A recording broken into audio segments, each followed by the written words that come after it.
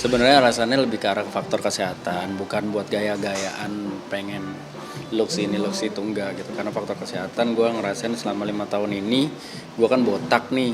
Nah tapi yang orang nggak tahu adalah tiap 3 hari sekali tuh gue harus cukur rambut gue menggunakan 2 alat cukur. Dari yang pertama kayak menghaluskan, abis itu baru bener-bener ngabisin. Nah itu lama-lama kulit kepala berasa iritasi dan berasa sakit dan perih. Belum lagi ditambah di lokasi syuting yang dingin, terus posisi kepala terbuka kayak gini, lama-lama gue yang mungkin udah berumur juga ngerasa bahwa aduh kayaknya kalau punya rambut enak kali ya, nyaman kali ya gitu. Gue juga nggak mau terus-terusan kemana-mana selalu pakai topi gitu. Jadi akhirnya dengan pertimbangan yang sebenarnya sudah lumayan lama juga, bahkan gue udah menjalani proses PRP, itu proses sebelum transplant rambut itu di tahun 2020 pada saat pandemi terjadi gitu. Tapi terhenti baru terrealisasi di 2026 ini gue akhirnya memberanikan diri untuk ya udah deh gue transplant rambut gitu. Gue di sini, gue transplantnya di Farmanina di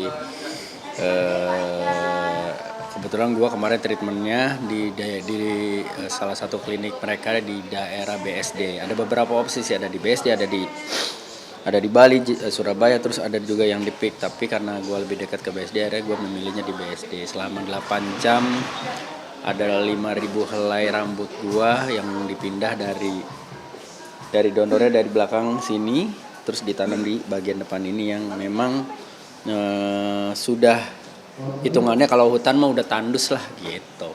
Tapi mungkin abang setelah transfer rambut itu ada treatment khusus atau tambahan nggak sih bang? Kayak misalnya kalau mandi mungkin harus pakai shower cap atau mungkin kayak nggak boleh kenapa?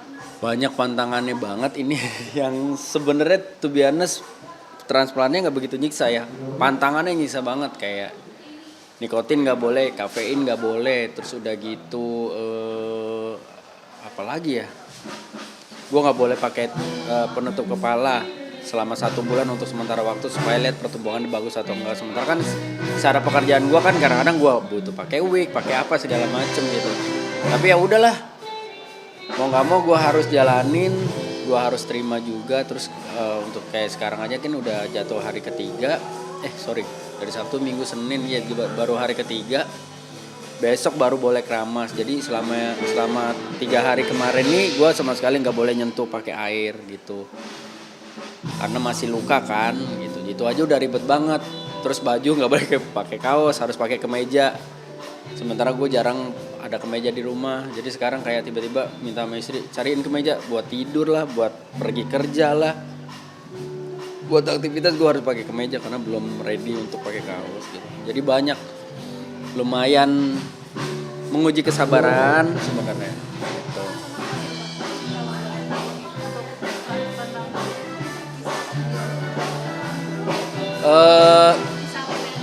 Kisarannya ya lumayan lah ya, lumayan banget, lumayan izin lumayan. Karena hitungannya untuk transplantnya aja satu rambut itu kisarannya kalau nggak salah sekitar 30.000 ya, satu rambut, satu helai rambut. Sementara gue ada 5.096 kalau nggak salah yang di transplant. Itu untuk transplantnya aja, belum PRP-nya, belum obat-obatannya yang harus gue konsumsi selama kayaknya 1 tahun apa 2 tahun gitu untuk menjaga si kualitas rambut sama akarnya tuh bagus gitu. Jadi ya lumayan. Gitu aja. Terima kasih ya. Berencana gimbal lagi Pak? Hah? Berencana gimbal lagi nggak? Anak gue sih pengennya gue gimbal lagi. Cuma kalau gue gimbal lagi bro, yang ada siklusnya berulang lagi nih. Gimbal, rontok, botak lagi, tanam lagi. Sakit.